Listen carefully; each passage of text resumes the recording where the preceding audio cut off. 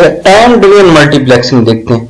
देखिए जैसे इसके नाम से जा रहा है टाइम डिवीजन, आपने टाइम क्या कर दिया, डिवाइड कर दिया मल्टीप्लेक्सिंग करते हुए। ठीक है, इस केस में हम क्या करते हैं, हर एक को एक फिक्स टाइम दे देते हैं। जब हर एक को एक फिक्स टाइम दे देते हैं तो हमने ओवरऑल क्या कर दिया, टाइम को डिवाइड कर दिया, तो ये डिजिटल सिग्नलिंग आ गई। ठीक है, टाइम को आपने फिक्स बेसिस पे डिवाइड कर दिया तो डिजिटल सिग्नलिंग आ गई। इसमें दो तरह से टाइम डिवीजन मल्टीप्लेक्सिंग होती है, एक सिंक्रोनस टाइम डिवीजन मल्टीप्लेक्सिंग और एक एसिंक्रोनस या स्टैटिस्टिकल टाइम डिवीजन मल्टीप्लेक्सिंग। इन दोनों को हम चल के आगे देखते हैं डिटेल से ना। जनरल देखें तो टाइम डिवीजन मल्टीप्लेक्सिंग में जितने नंबर ऑफ चैनल्स हैं हर एक को एक फिक्स हमने टाइम दे दिया। जब हर एक को एक फिक्स टाइम दे दिया तो पहले वाले टाइम के फर्ज करें हमारे पास इस केस में 8 मिली सेकेंड है, पहले 2 मिली सेकेंड पे ये ट्रांसमिट करेगा, अगले 2 पे ये करेगा, अगले 2 पे ये करेगा और अगला 7वां और 8वां मिली सेकेंड पे ये करेगा, फिर वो वापस आके इसी के ऊपर आ जाएगा। ठीक है, तो इसी तरह हर बंदा अपने टाइम के ऊपर ही ट्रांसमिट करेगा और सारों का डाटा इकट्ठा होके डीमल्टीप्लेक्सर की मदद से इकट्ठा होकर एक ही चैनल के ऊपर ट्रांसमिट हो जाएगा। अब डीमल्टीप्लेक्सर क्या करेगा, हर एक को अपने चैनल टाइम के लिहाज से उठा के उसका डाटा वापस कर देगा। टाइम टू मल्टीप्लेक्सिंग की जो दोनों कैटेगरीज है वन बाय वन देखते हैं। सिंक्रोनस टाइम डिवीजन मल्टीप्लेक्सिंग देखते हैं क्या होती है। देखिए सिंक्रोनस का मतलब जैसे सिंक्रोनाइज किया जाता है ना, तो सिंक्रोनस टाइम डिवीजन मल्टीप्लेक्सिंग में हम हर एक को एग्जैक्टली सेम स्लॉट देते हैं ना। अब सेम टाइम स्लॉट देते हैं तो अगर उसके पास जो है डाटा भेजने के लिए है या नहीं है, ठीक है, सिस्टम हमारा सिंक्रोनाइज हुआ पड़ा, उसने डाटा भेजना है तो भेजिए, नहीं भेजना तो उसकी स्लॉट खाली जाएगी। जब नहीं भेजना तो उसकी टाइम स्लॉट खाली जाएगी तो हमारा बैंडविड्थ जो है वो वेस्ट होगा ना। देखना उसका जब उसके पास डाटा कुछ भेजने के लिए नहीं है तो उसकी जगह खाली चली जाएगी, तो उसका हमारी बैंडविड्थ वो जाया हो जाएगी। लेकिन सिंक्रोनस का ऐसे ही होता है। देखिए पहला दूसरा तीसरा चौथा चैनल है, सबसे पहले वाला भेजेगा, फिर दूसरा भेजेगा, फिर तीसरे की बिट आएगी, फिर चौथे की आएगी, फिर उसके बाद एक फ्रेम बन जाएगा। अगले फ्रेम में पहला दूसरा तीसरा चौथा, फिर दूसरा फ्रेम बन जाएगा। इसी तरह यही काम होता रहेगा। अगर 4 इनपुट्स हैं तो टोटल फ्रेम्स कितनी होंगी, 4 बनेंगी। ठीक है, अगर पहले वाला भेज रहा है दूसरे वाला नहीं भेज रहा तो दूसरे वाले की ये जो बिट है ये खाली जाएगी, तीसरे वाले की जगह पे आ जाएगा, चौथे वाले की जगह पे आ जाएगा। अब मल्टीप्लेक्सिंग में ये देखें वही चीज उसी का एग्जांपल की मदद से दिखाए। हम देखिए पहले के ऊपर 4 बिट्स है भेजने के लिए, दूसरे के ऊपर 2 बिट्स है भेजने के लिए, तीसरे के ऊपर 1 बिट है भेजने के लिए और चौथे के ऊपर 3 बिट है भेजने के लिए। ठीक है, सबसे पहले फ्रेम में इसने क्या किया, पहले वाले का उठाया ए, दूसरे का बी, तीसरे का सी, चौथे का डी, एक पूरा फ्रेम बना के भेज दिया, ए बी सी डी भेज दिया। दूसरे फ्रेम पे गया तो यहां से ए उठाया, यहां से बी उठाया, इधर दूसरे पे कुछ भी नहीं लिखा हुआ खाली छोड़ दिया, इधर से डी उठा लिया, ए बी खाली और डी है ना। और तीसरे पे गया तो ए उठाया, यहां पे इसका तीसरा खाली है, यहां पे भी तीसरा खाली है, यहां पे डी ले लिया, ए और डी ले लिया। चौथे फ्रेम में उठाया, यहां से ए ले लिया, इधर भी चौथे फ्रेम में कुछ नहीं है, इधर भी कुछ नहीं है, इधर भी कुछ नहीं है, ये चौथे वाले में सिर्फ ए गया। अब देखें इस केस के अंदर 1 2 3 4 और 3 7, ठीक है, 7 जो है वो जगह खाली जा रही है। तो इस केस का सबसे बड़ा मसला ये है कि बैंडविड्थ आपकी काफी ज्यादा हो रही होती है। अब हमने टाइम डिवीजन डीमल्टीप्लेक्सिंग में क्या किया है, जब यहां से आगे भेजा तो पहले नंबर वाला पहले को दे दिया, दूसरे वाला दूसरे को दे दिया, तीसरे वाला तीसरे को दे दिया, चौथे वाला चौथे को दे दिया। इसी तरह अगले वाला आया तो पहले वाला पहले को, दूसरे वाला दूसरे को, तीसरे वाले का खाली है तो खाली जाएगा, कुछ भी नहीं भेजेंगे, चौथे वाले को हम उसका अपना डाटा भेज देंगे। तो इस तरह टाइम डिवीजन मल्टीप्लेक्सिंग में हम क्या करते हैं, एक स्पेसिफिक टाइम में सिंक्रोनाइज किया होता है पूरा सिस्टम, और अगर किसी का डाटा है तो चला जाएगा, नहीं है तो वो खाली जाएगा फ्रेम। तो अब जिसके एक के मैक्सिमम इस केस में 4 थे, लेकिन चारों फ्रेम जाएंगे सही। अब अगर किसी और का नहीं है तो वो खाली बैंडविड्थ जाया हो जाएगी। ठीक है, इसका सबसे बड़ा मसला ये होता है कि इसमें हमारी बैंडविड्थ जो है वो जाया होती है, क्योंकि स्लॉट्स हमने फिक्स की होती है। अगर कोई डाटा नहीं भेजता तो हमारी बैंडविड्थ उसमें जाया हो जाती है। एसिंक्रोनस टाइम डिवीजन मल्टीप्लेक्सिंग को देखते हैं। अच्छा, asynchronous statistical time division multiplexing दोनों का एक ही मतलब है ना, तो दोनों नाम हमने यहाँ पे लिख दिए हैं। एसिंक्रोनस समझ लें या स्टैटिस्टिकल समझ लें। एसिंक्रोनस टाइम डिवीजन मल्टीप्लेक्सिंग में हम डाटा हर किसी भी वर्क स्टेशन का उस वक्त भेजते हैं जब उसके पास डाटा हो, ठीक है। तो उस केस में हम एक स्टैटिस्टिकल मल्टीप्लायर की मदद से उसको हम डाटा उठा लेते हैं और वो डाटा हम फ्रेम को ट्रांसमिट कर देते हैं, ठीक है। अगर किसी के पास कोई डाटा नहीं है तो उसका खाली फ्रेम नहीं जाएगा, जिसका डाटा है उसका डाटा जाएगा, जिसका डाटा नहीं है उसकी जगह पे किसी अगले का डाटा चला जाए। हम देखें ए बी सी डी 4 है ना, पहले वाले के पास ये डाटा है, दूसरे वाले के पास नहीं है, तीसरे वाले के पास है, चौथे वाले के पास नहीं। अब इन पहले और तीसरे ने भेजना है, दूसरे और चौथे यानी कि ए और सी ने भेजना है, बी और डी ने नहीं भेजना। तो क्या करेगा, बी और डी को कोई स्लॉट नहीं देगा। पहला ए का डाटा आ जाएगा, फिर उसके बाद सी का आ जाएगा, फिर ए का आ जाएगा, फिर सी का आ जाएगा, ठीक। ए सी ए सी ए सी इसी लिहाज से चलते जाए। तो जिसका डाटा नहीं है उसके लिए हम कोई बैंडविड्थ जाया नहीं करेंगे इस केस में, क्योंकि सिंक्रोनस में क्या होता था, हमारे को फिक्स दे देते थे और उसका डाटा है भेजे नहीं भेजना तो वो जगह खाली जाए। जब वो जगह खाली जाती थी तो बैंडविड्थ जाया हो रही होती थी। तो ये मसला एसिंक्रोनस में हल किया जाता है कि अगर कोई आइडल मोड में है या डाटा नहीं भेज रहा तो उसकी जगह खाली नहीं भेजनी, उसकी जगह किसी और को दे देना। लेकिन यहाँ पे हमने उस हिसाब से इंटरलीवर में जिस लिहाज से डाटा उठा रहे हैं उसी तरह डी इंटरलीवर में उसी लिहाज से डाटा वापस भी ट्रांसमिट करना, ठीक है। लेकिन थोड़ा सा ये निस्बतन कॉम्प्लेक्स है लेकिन बैंडविड्थ एफिशिएंट है। अब ये देखें मल्टीप्लेक्सिंग में वही वाला, अगर ए के 4 बिट्स हैं, बी के 2 हैं, सी का 1 है, डी के 4 है, तो पहले इसने क्या किया, ए बी सी और डी उठा लिया, ए बी सी डी उठा लिया, ठीक है। अगर 3 फ्रेम वाला है तो ए बी और सी उठाएगा, डी अगले में चला जाएगा। इसी तरह उससे आगे वाली क्या है, ए बी उसके बाद फिर डी आ जाएगा, ए बी और फिर डी आएगा। देखिए A B C D, A B और फिर डी, ठीक है। उसके बाद क्या है, ए और डी, ए और डी आ गया, उसका एंड पे फिर ए रहेगा ना। अब देखें इसकी मदद, इसमें कोई भी फ्रेम जाया नहीं, सिवाय सबसे आखिर वाली फ्रेम की चंद 1 बिट्स की, ये मैक्सिमम जाया होती है ना, इसके अलावा कोई जाया नहीं होती। जबकि सिंक्रोनस में हर फ्रेम के अंदर अगर किसी का डाटा नहीं है तो वो जाया हो रही होती थी। अब डीमल्टीप्लेक्सर में जिस तरह से हमने डाटा उठाया था उसी सीक्वेंस से वापस हर एक को कर दिया। A1 अब टाइम डिवीजन मल्टीप्लेक्सिंग है, ओनली 3 लाइन्स डाटा। अब देखें पहले वाली लाइन का है, दूसरे वाली लाइन का, तीसरे वाली लाइन का।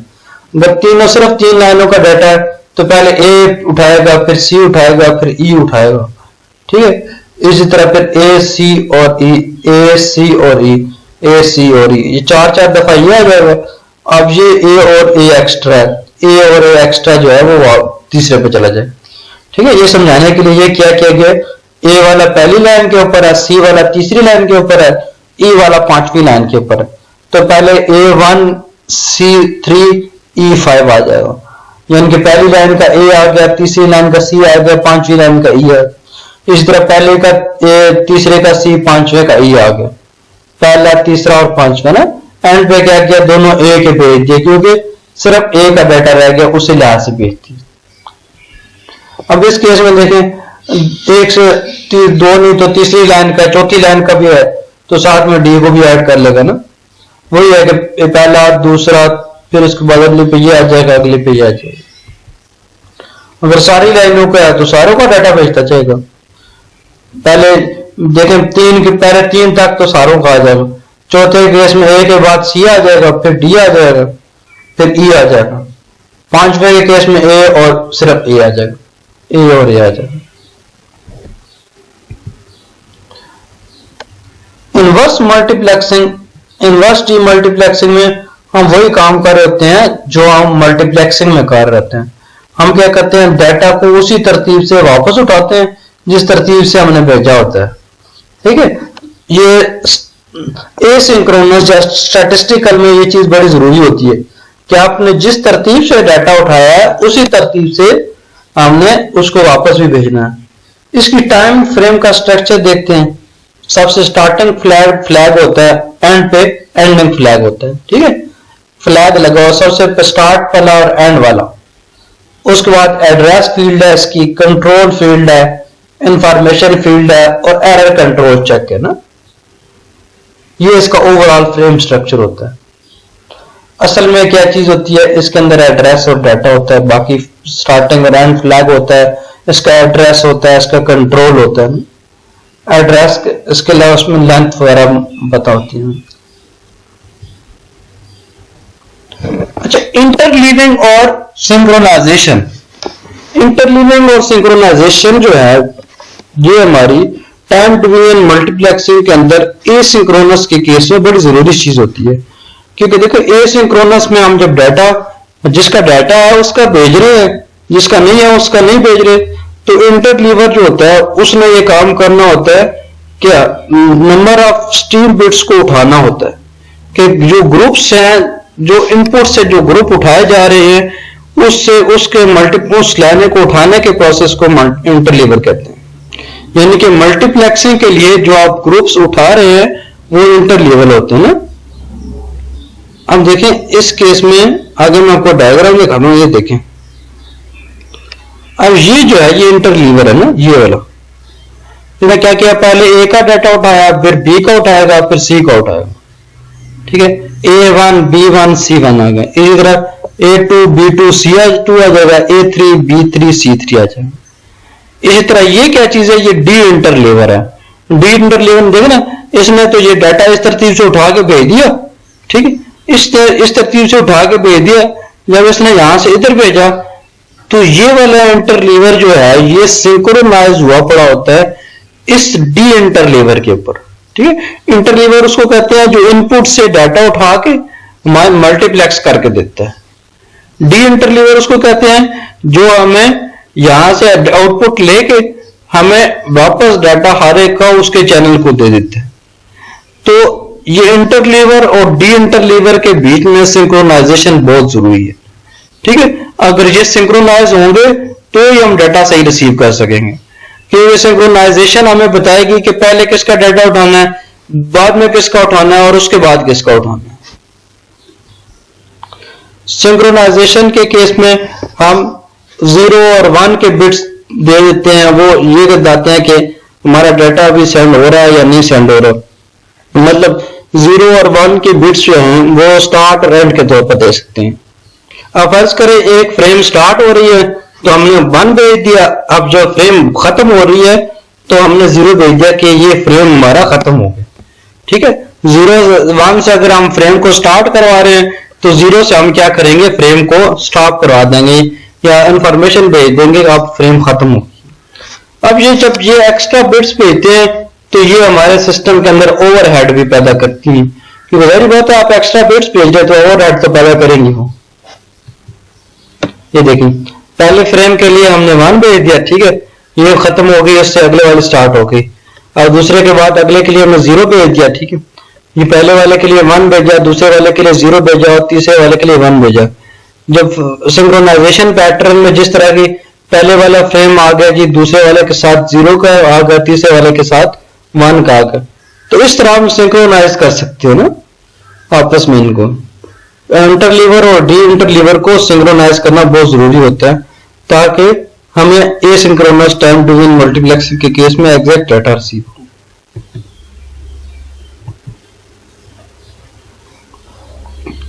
मल्टीप्लेक्सिंग में E19, T19 और DS सर्विस क्या होते हैं देखते हैं ना। देखो, फ्रीक्वेंसी डिवीजन मल्टीप्लेक्सिंग में हम ये करते हैं कि हमारे हर वॉइस चैनल्स को, मतलब वॉइस चैनल्स अगर 4 वॉइस चैनल्स हैं फ्रीक्वेंसी के, उन सारों को इकट्ठा करके ठीक है एक ग्रुप बना दिया। उसके आगे यानी कि 12 की एक लाइन बन गई। अब 12 की 5 लाइनें आई तो 12 5 60 आ गए इसके अंदर फ्रीक्वेंसी के अंदर, तो उन 60 का एक बना दिया। इसी तरह 60 के 10 आए तो उनका एक बना दिया तो एक में 600 आ गए। इसी तरह 600 के 10 बनाए तो उसका एक बना तो टोटल 3600 बन गए, टोटल 3600 बन गए। 600 का सॉरी 6 बनाए। अब एनालॉग हायरार्की इस तरह से होती है कि आप फ्रीक्वेंसी ड्यूअल मल्टीप्लेक्सिंग के केस में आप सिंपली फ्रीक्वेंसी ड्यूअल मल्टीप्लेक्स आप ग्रुप बना रहे होते हैं, उसका सुपर ग्रुप बना रहे होते हैं, उसका मास्टर ग्रुप बना रहे होते हैं। ठीक है, एनालॉग हायरार्की में इस तरह होता है। जबकि डिजिटल हायरार्की में, ठीक है, डिजिटल हायरार्की के अंदर आप हर एक को स्पेसिफिक टाइम डिवीजन मल्टीप्लेक्सिंग कर रहे होते हैं। यानी कि आप पहले 24 चैनल्स हैं तो टाइम डिवीजन मल्टीप्लेक्सिंग में 64 kbps के आ रहे हैं। ठीक है, यहाँ पे देखिए बिट्स पर सेकंड है और यहाँ पे हर्ट्ज है ना। ठीक है, एनालॉग के केस में हम हर्ट्ज चूज करते हैं, डिजिटल के केस में हम बिट्स पर सेकंड इस्तेमाल करते हैं। ठीक है, तो डिजिटल हायरार्की यानी कि टाइम डिवीजन मल्टीप्लेक्सिंग के इस्तेमाल में की जाती है और एनालॉग हायरार्की फ्रीक्वेंसी डिवीजन के केस में इस्तेमाल की जाती है।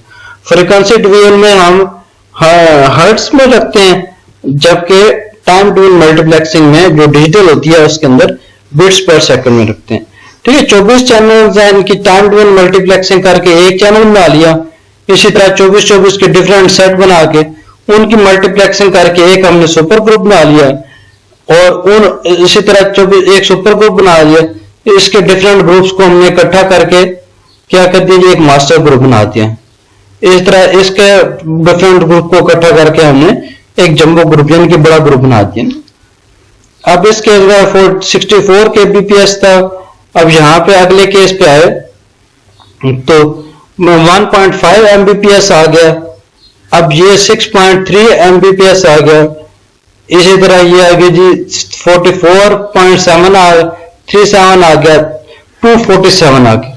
ठीक है, इसको हम 24ds0, इसका मतलब क्या है जी 24 यानी कि ds0 जो जीरो वाले पहले वाले लेवल के 24 चैनल है ना, 24ds0 यानी कि 24 चैनल है जीरो लेवल के, इनिशियल लेवल के। ठीक है, अब 24ds0 के बाद 4ds1 यानी कि इसके अंदर जीरो लेवल के कितने जी 4 चैनल हैं।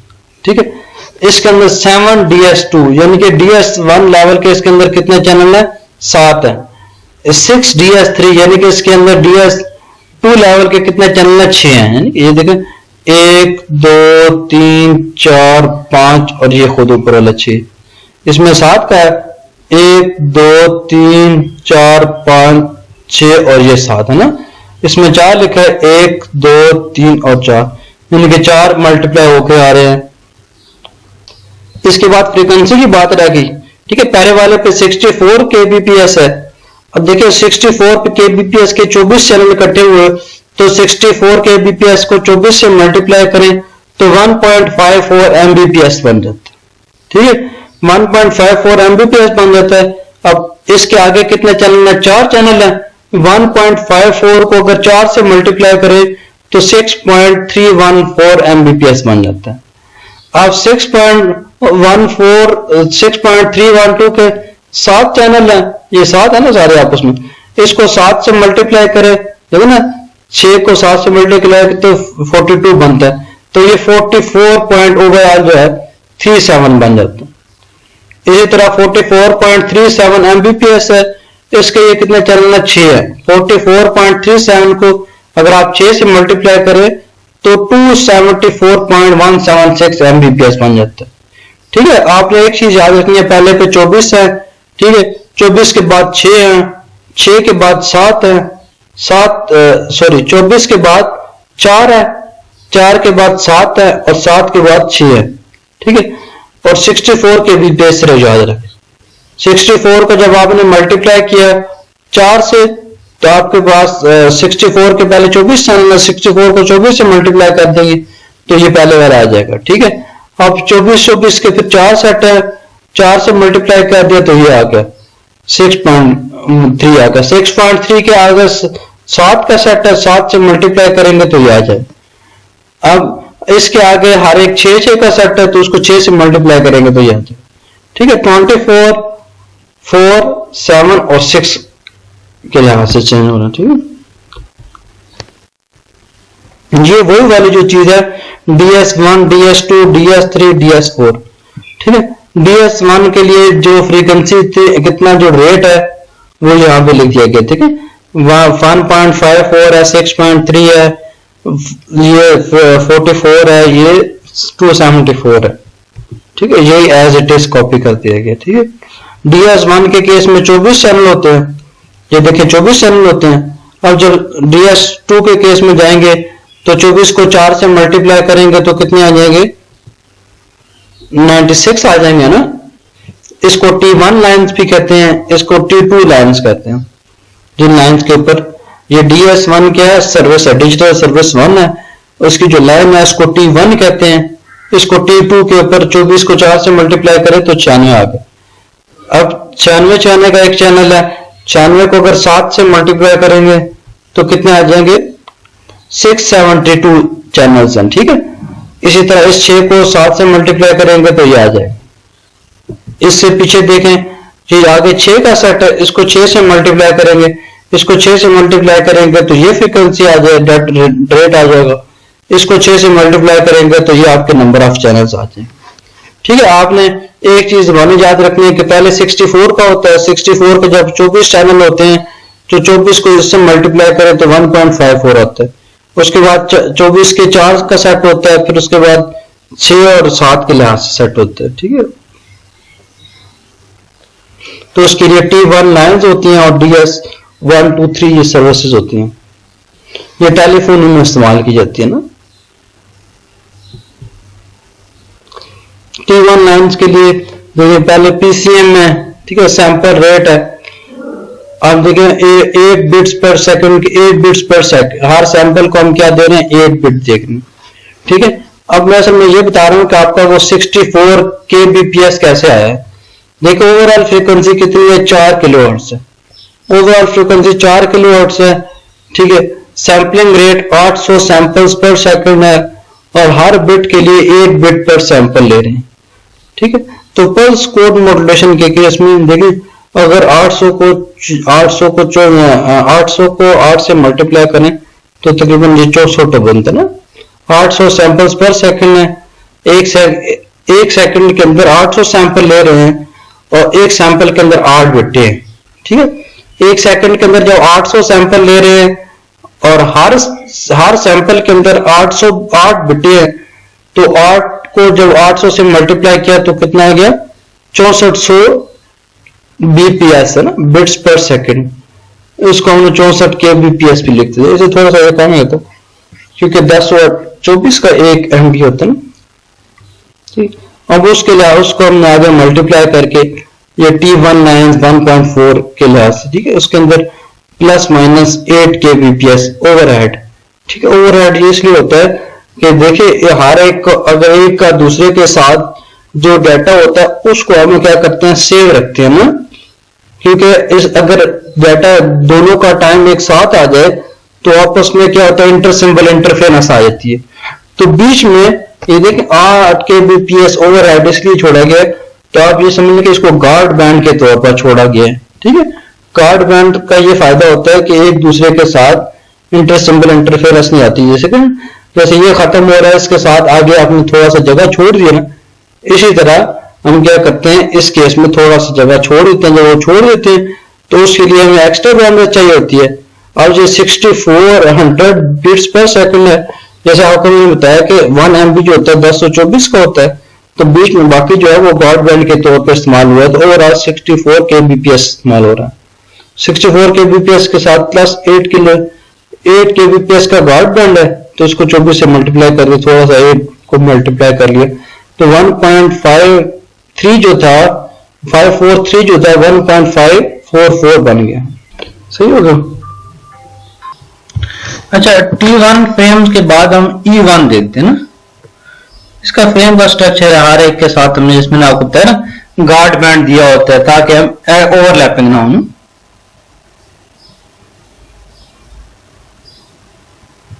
अच्छा E1 का फ्रेम स्ट्रक्चर है ना। E1 के केस में हमारे पास नंबर ऑफ वॉइस चैनल जो हैं वो 30 होते हैं, ठीक है। E1 जो है इस केस में E1 के केस में जब 30 चैनल्स होते हैं, जबकि T1 के केस में हमारे कितने थे, 24 थे, ठीक है। जब 30 का 4 का सेट बनाएंगे तो 120 हो जाएंगे उसी तरह आगे मल्टीप्लीकेशन करके, ठीक है, इसका पहले वाला डाटा 2 Mbps हो जाएगा। सही, इस केस में क्या 30 चैनल्स हैं, तो आप बाकी चीजें जो है ना आप देखें, यहीं से देख लें, अगर 30 चैनल्स हों, यहाँ पे 30 चैनल्स हो, 30 का 30 चैनल्स हो, तो शुरू में 64 को जब 30 से मल्टीप्लाई करेंगे तो यहाँ पे 2 किलोहर्ट्ज के लगभग आ गए, 2 मेगाहर्ट्ज के साथ फ्रीक्वेंसी आ गई। इसी तरह 30 के जब 4 का सेट होगा, 30 को जब 4 से मल्टीप्लाई करेंगे तो आगे क्या आ जाएगी, 120 आ जाएंगे। 120 को उसी तरह जब 7 से मल्टीप्लाई करेंगे तो हमारे नंबर ऑफ चैनल यहाँ पे आ जाएंगे, उसकी फ्रीक्वेंसी यहाँ पे आ जाएगी। ठीक है, जब यहाँ पे 24 के बजाय 30 चैनल आएंगे तो ये फ्रीक्वेंसी भी चेंज होगी, ये वाली भी चेंज होगी, ये वाली भी चेंज होगी और ये वाली भी चेंज होगी। और वो हायरार्की कौन सी होगी, E1, जो ज्यादातर यूरोप वगैरह में इस्तेमाल होती है। जो T1 है वो अमेरिका में इस्तेमाल होती है। ठीक है, आप देखें 124 आ गया, इसी तरह 480 आ गया, फिर 1920 आ गया। E1, E2 और E3 आ गया, इनकी अपनी अपनी फ्रीक्वेंसीज है ना। टाइम डिवीजन स्लॉट कंपैरिजन देखते हैं। देखिए एसिंक्रोनस के केस में हम, या स्टैटिस्टिकल के केस में हम सिर्फ डाटा तभी भेजते हैं जब हमारे पास कोई इंफॉर्मेशन होती है। ठीक है, तो इस केस में कोई फ्री स्लॉट नहीं जाती। सिंक्रोनस के केस में हमारे को फिक्स कर देते हैं, जब फिक्स कर देते हैं तो जो जगह खाली होती है वो जगह जाया जाती है। देखिए यहाँ दूसरी और चौथी जाएगी, इस केस में पहली जाया जाएगी, ये जाया जाएगी।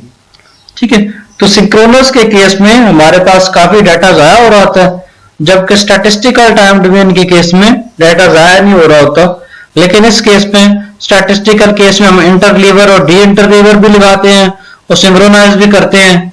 ठीक है, इंटरलीवर और डी इंटरलीवर को, इसमें क्या करते हैं, सीधा सीधा डाटा भेज देते हैं।